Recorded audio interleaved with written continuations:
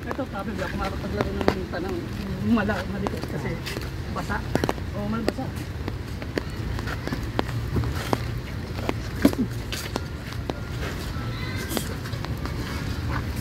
Putak mo, ayoko nga pumunta dyan kay madulas. Nakikita ko yung lakad nito na ang dulas eh.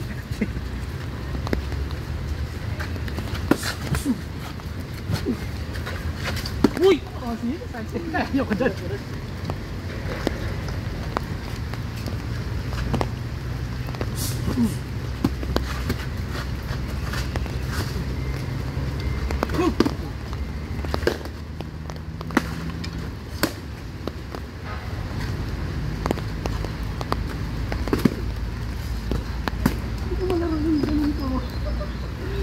Takot ako madulas ang pusik.